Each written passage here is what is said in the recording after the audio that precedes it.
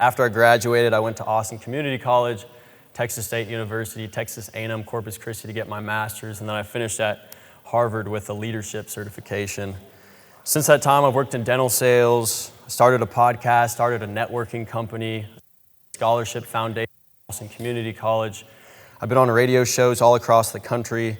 I've sat in rooms next to TEDx speakers, White House affiliates, top-selling authors, American Ninja Warriors, and other high performers.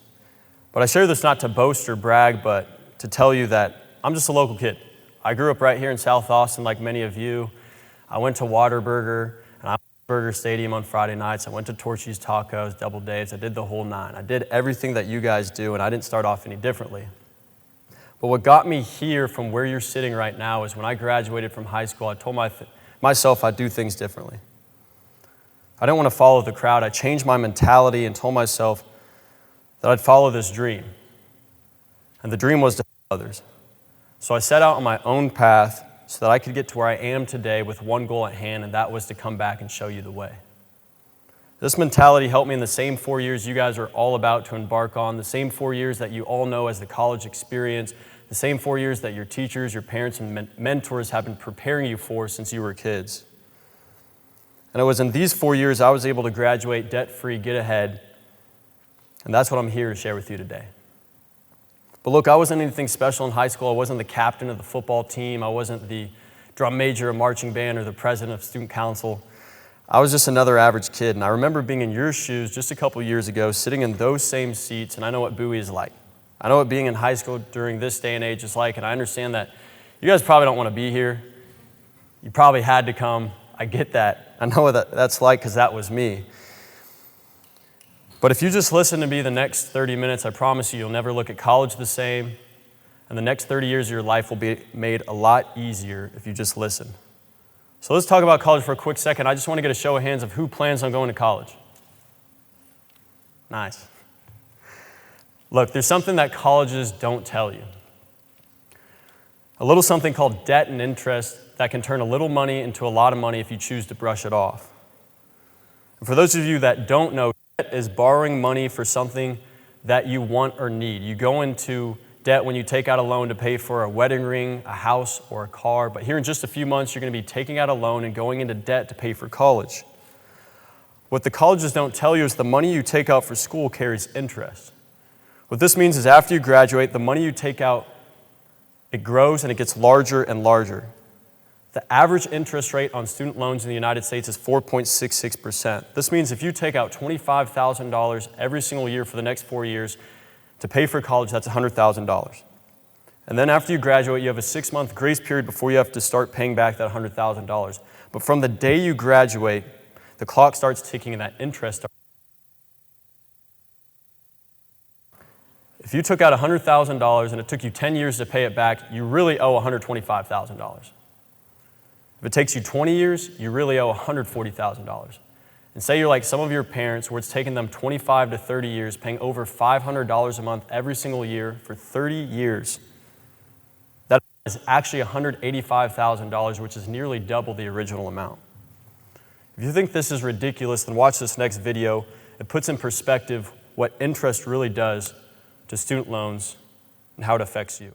So do you think college is the only way you can be successful in life?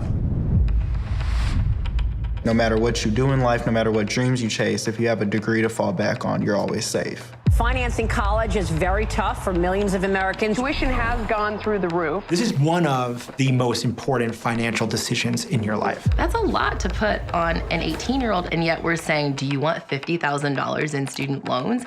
I did look at it as it was investment in myself, like it's okay. I always thought everything's just gonna be fine. Everything will sort itself out. The student loan problem has reached epidemic proportions, affecting approximately 44 million Americans. There's something about the word student before the word loan that just makes us think about this differently, and differently in a very bad way. I had to do something. I didn't have any other options. I had taken out $125,000 after 4.5 years of college. We've brainwashed kids into thinking this is normal, this is safe, except it's not. there is no one that's going to stop you from borrowing. Yeah, like when you want something really bad, you gotta take all of it. Everyone has debt. Everyone has it. There's a whole lot of people who view your ability to take on a ton of debt as their chance to get rich. You know, here I am 36. I have $1 million in student loans. Student loan borrowers have less rights, less protections, and we use the full weight of the government to make sure you pay that back. I know people that are planning to die with that debt. Is that the American dream? The choices that they made now own them. We would never get a house. We wouldn't be able to have kids. I'm paying all these bills and I have nothing. We've officially hit rock bottom. If I can meet a complete stranger and this is what we have in common, that's an issue. I do not want to live my life paying for things in my past. That's the normal I refuse to be a part of. People shouldn't leave college in chains. Stop telling people that this is the path.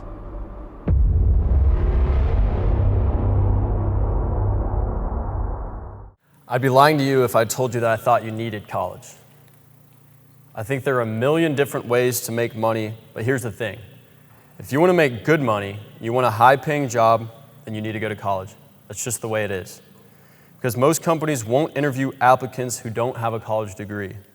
Just look at this slide and the differences in income based off if you went to college or you didn't. The slide says it all. This is why you must go.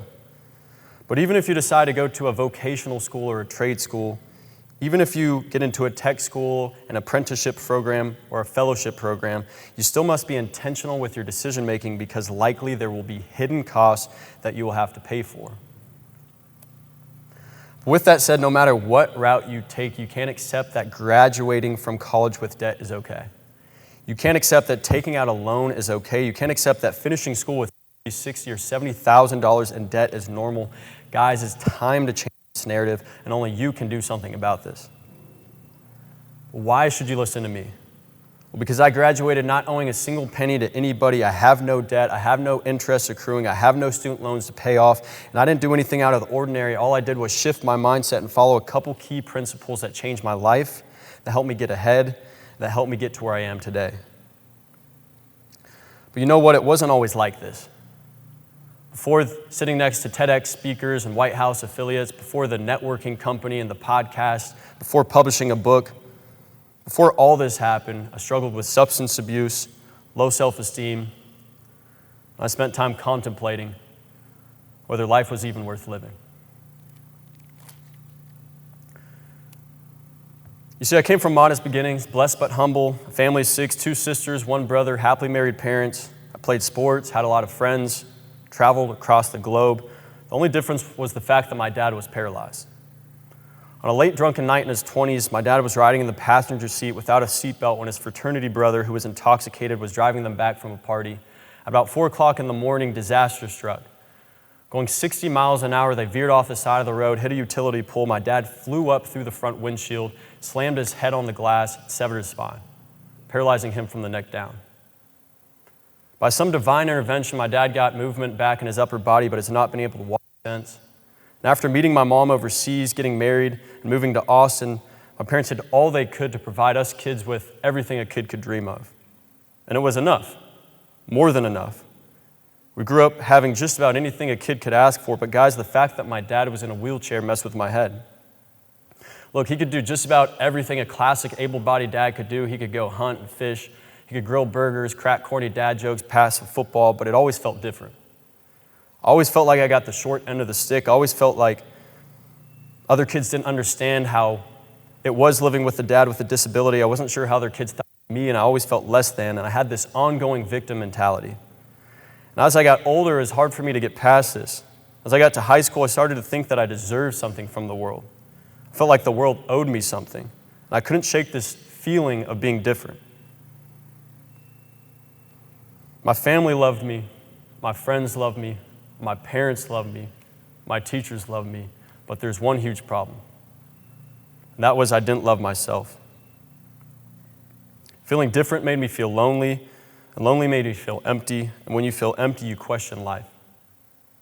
Despite having a wonderful childhood, and despite realizing how lucky I was, I created this idea in my mind that I had it hard, that I was different because my dad was in a wheelchair.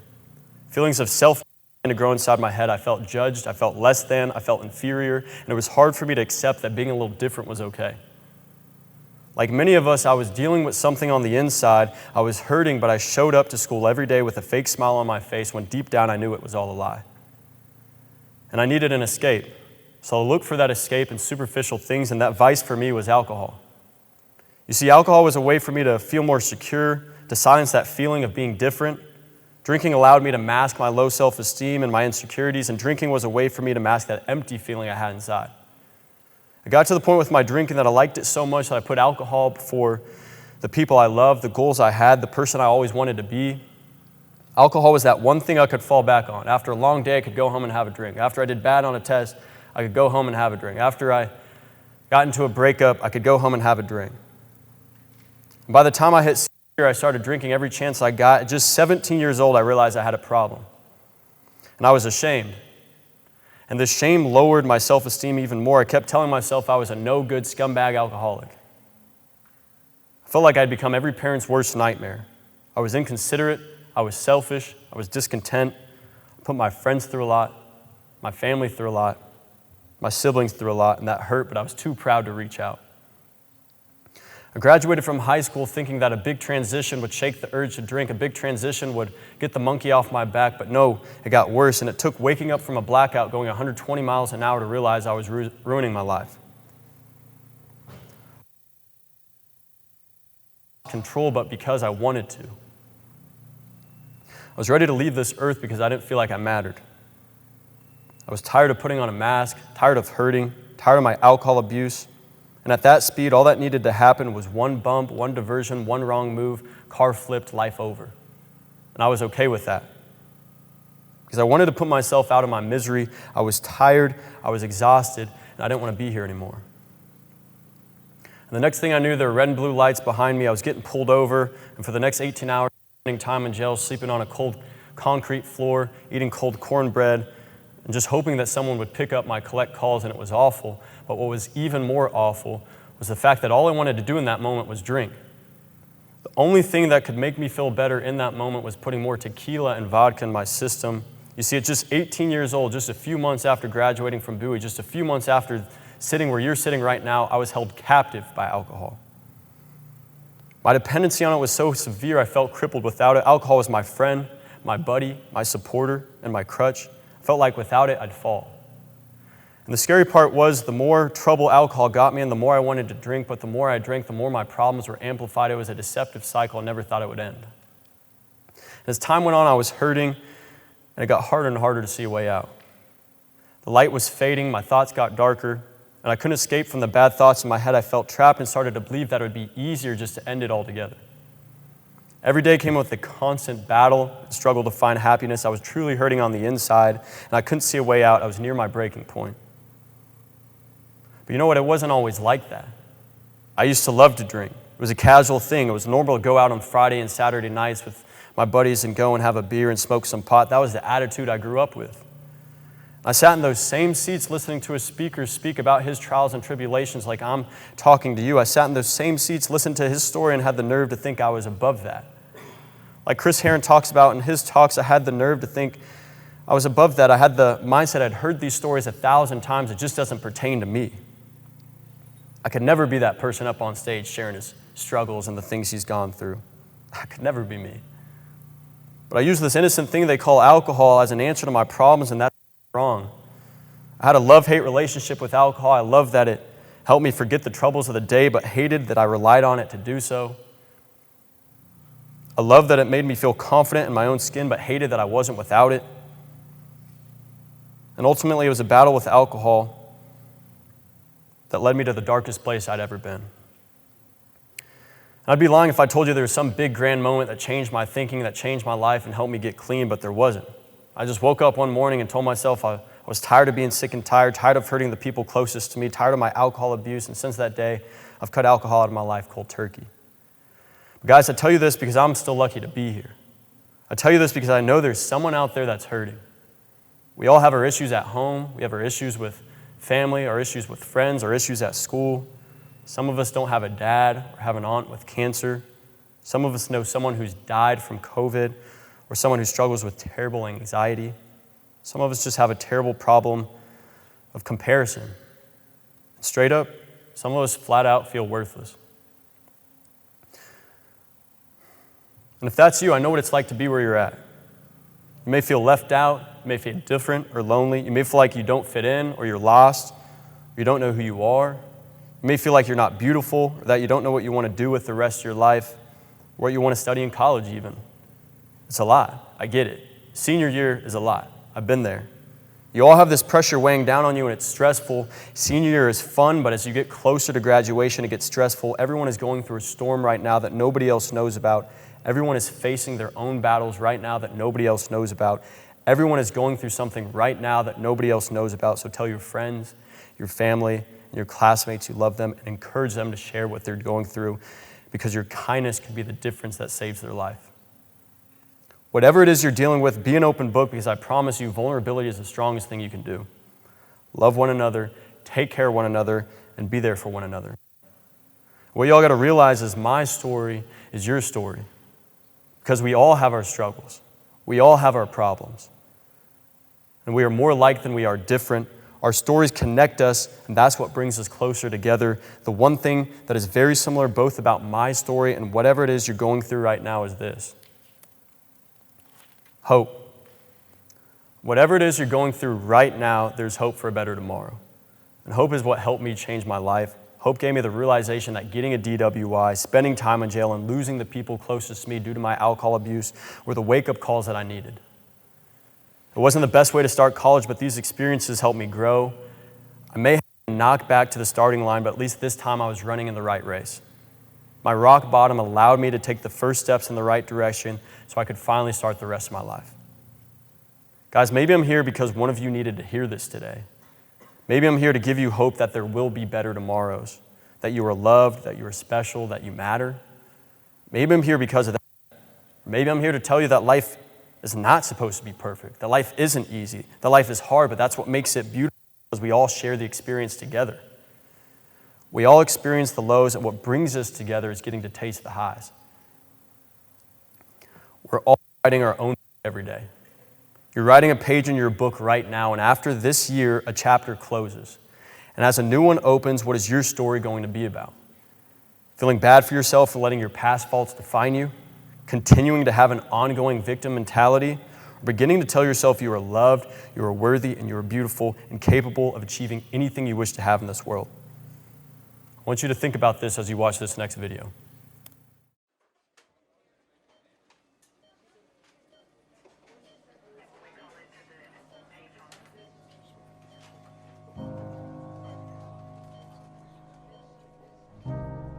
When we're laying on our deathbed, you're not going to worry about how much money you had, how much power you had, how much prestige. You're going to see that that was all game, that that was all an illusion.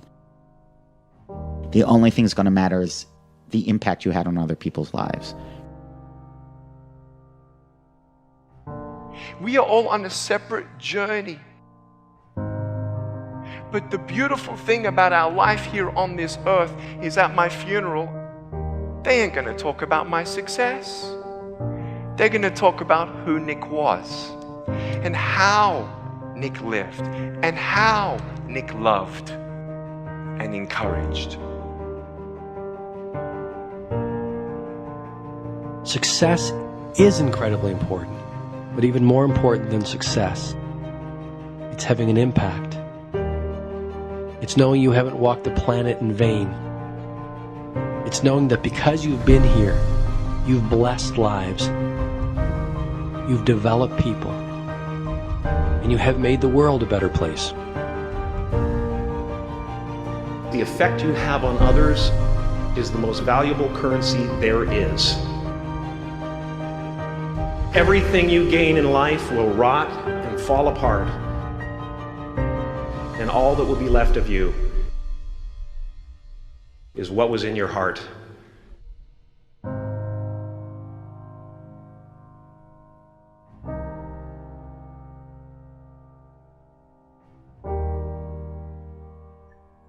Life is a mirror.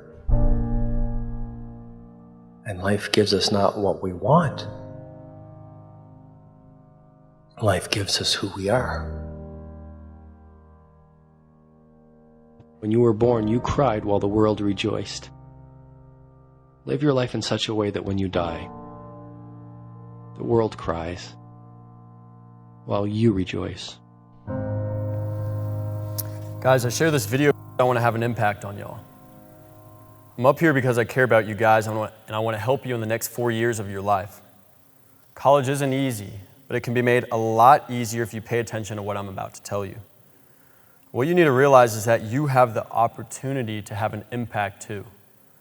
With the money you save by graduating debt-free, imagine what you can do with that extra $40,000, $50,000, or $60,000 to touch other lives. Imagine how all that extra money can help you make an impact and how you can use all that extra money to make a difference. Because at the end of the day, it's not about the money we make, but how we use that money to change lives, help others, and give back. If you want more, give more.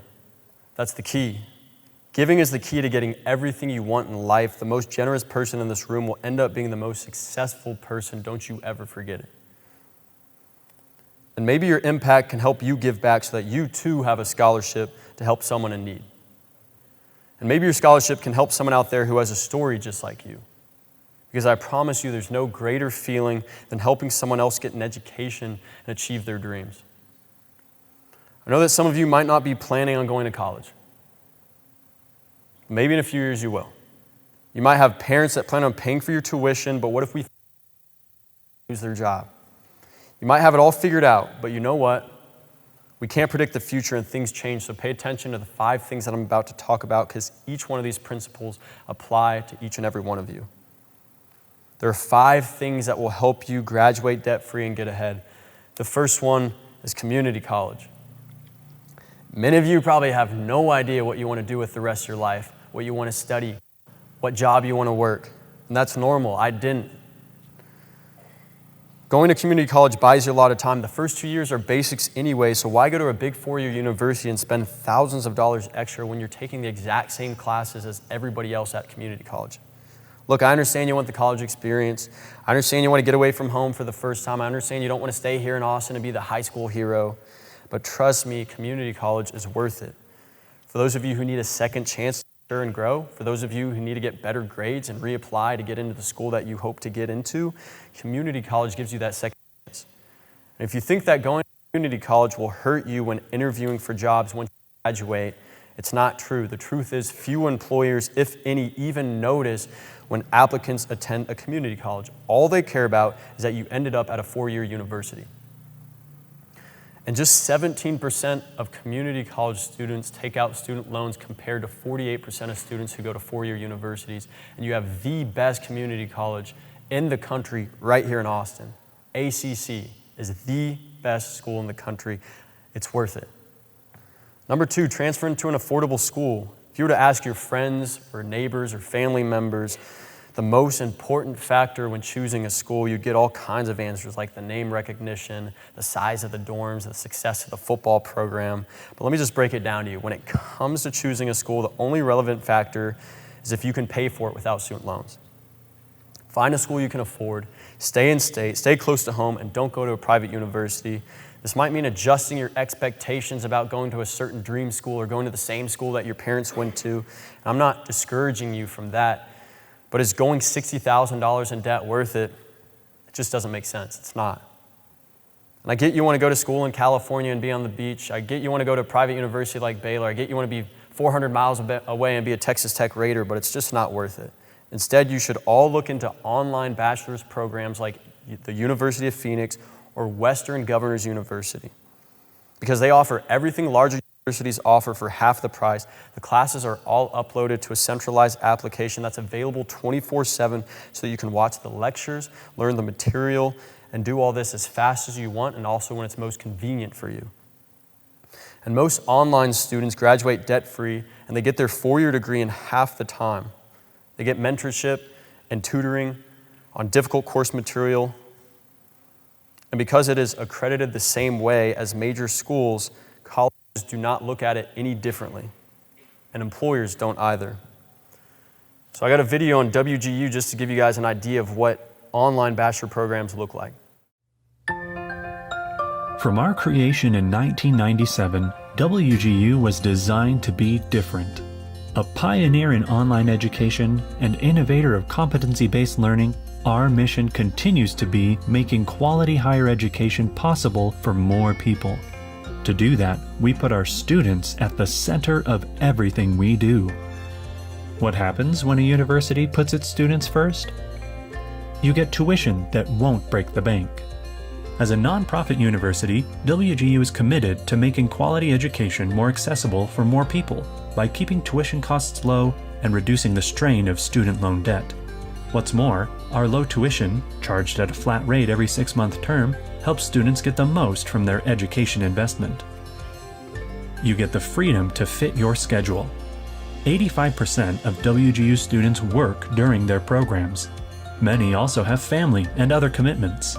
With 24/7 access to online courses, learning materials, and even exams, WGU programs work with even the busiest schedules. You get one-on-one mentoring from enrollment through graduation.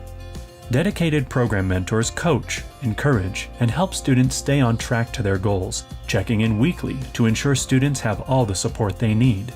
Plus, course instructors or subject matter experts who hold a PhD in their field offer one-on-one tutoring anytime students need help.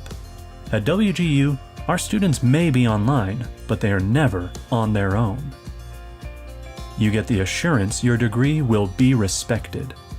WGU holds the same regional accreditation as many state universities, as well as several college-specific accreditations. That means our students can be confident employers will value their degrees. You get the ability to graduate faster. WGU's programs are competency-based, allowing students to complete courses as quickly as they master the required skills and materials. That means that if students have prior experience, learn faster, or can dedicate extra time to their studies, they truly can graduate faster. You get the outcome you need. According to a 2019 Harris Poll survey of 300 employers of WGU graduates, 97% said WGU grads meet or exceed expectations. 97% said WGU grads were prepared for their jobs, and 98% said they would hire another WGU grad. WGU graduates have been employed by notable companies including Apple, Oracle, Mayo Clinic, Goldman Sachs, Johns Hopkins, Nintendo, Pfizer, and more.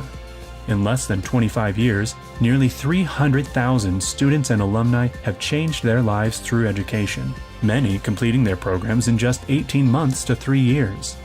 So what happens when a university truly puts its students first? Talent finally gets a chance to meet opportunity.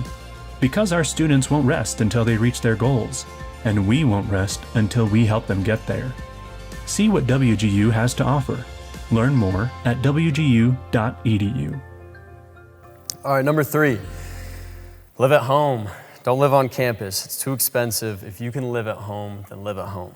For many of us, the biggest expense when going to college is the cost of room and board. But there's an easy way to eliminate this for some big savings. Live at home, commute to your classes, or take your classes online, and continue to live with your parents. You do these things and you will save thousands of dollars. I understand y'all are looking for more independence, but a few years under the same roof as your parents is worth it. I promise. Number 4 is a credit hour overload.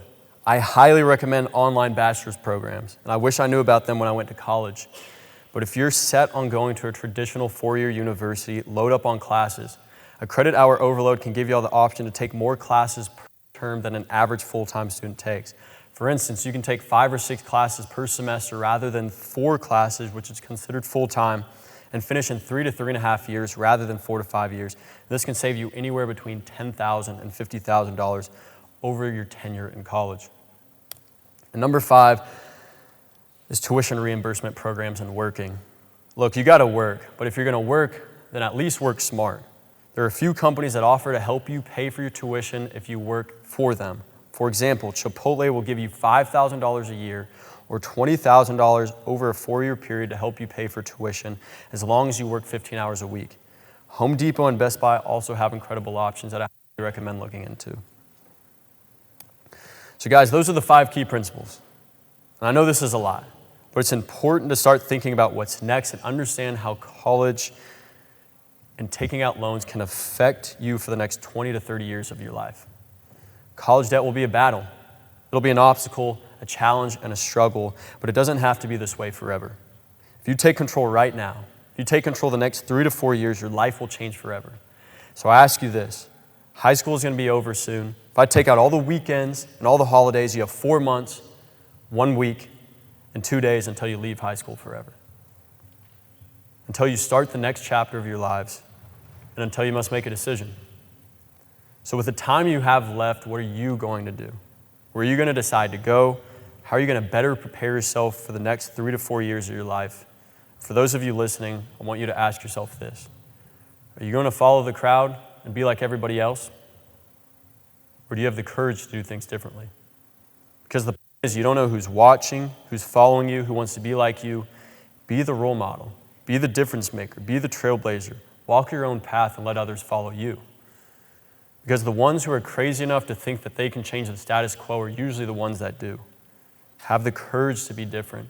It's time to stop letting student loans and college debt become so normalized. It's up to you to change the narrative and up to you to take control. You got to have the courage.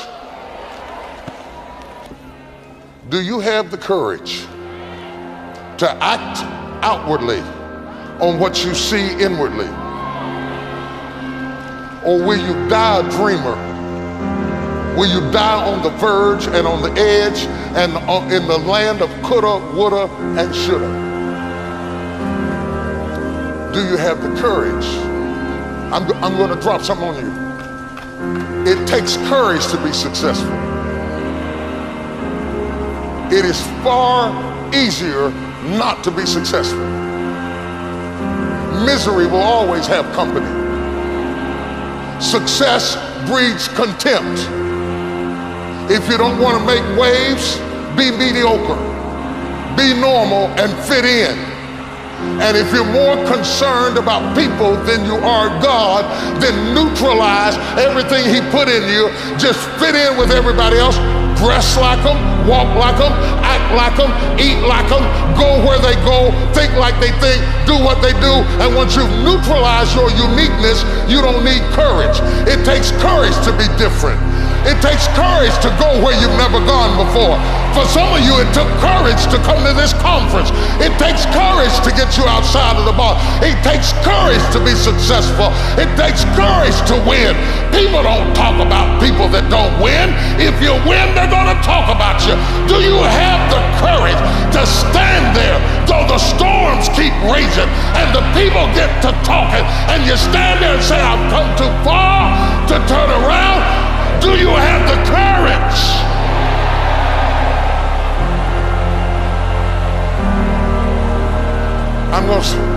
I'm going to say something to you. It takes courage to be exceptional. It takes courage to be wise. It takes courage to be rich. It takes courage to be educated. It takes courage to be knowledgeable. Because the moment you do, but you don't talk like you forgot where you came from. Look at you, it takes courage. And I'm just wondering, in this weak, watered down, mediocre society that we live in today, in this reality TV world we live in today, I'm wondering if there's anybody left that's got the courage to say, after all I've been through, and all my ancestors have been through, and all my parents have been through, I didn't come through all of that just to fit in with normalcy. I have the courage to go after my dream. Is there a woman left in this entire Coliseum that's got some courage?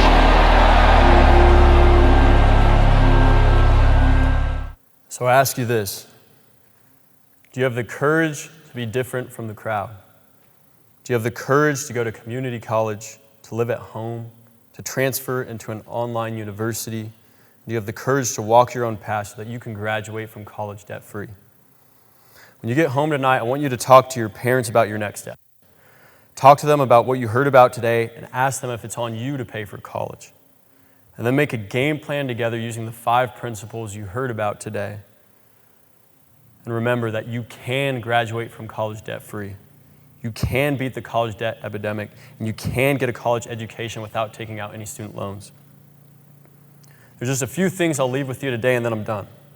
If I could go back and talk to my younger self who was sitting in those same seats you're sitting in right now, what would I say? I'd say it's not going to be easy, it'll never be easy, and it shouldn't be easy, because nothing worthwhile having is easy. Tomorrow is not guaranteed, so make every day a chance to tell someone that you love them, to make a difference, and to enjoy the little things. Work your butt off, because a few years of sacrifice now will give you a lifetime of freedom. It's not who we were in the past. It's not who we are in high school. None of that defines us. What defines us is how we change and who we aspire to be. And only someone who comes from where you come from can tell you that you belong. And I've been in your shoes. And each and every one of you deserves a great life. Each and every one of you deserves to graduate college debt-free, and each and every one of you deserves to get ahead. But ultimately, it's in your hands to make it happen. And one last thing. If you have a dream and you have good in your heart, don't let anyone tell you you can't do it. If you have a dream and you want to help other people, don't let anyone talk you out of it. And if you have a dream and someone tells you that you can't do it, it's because they don't believe that they can do it. And just because someone else can't doesn't mean you can't. So believe in yourself, because it's not talent that gets you to center stage. It's audacity. Bulldog Nation, that's all I got for you. Thank you so much. Appreciate it.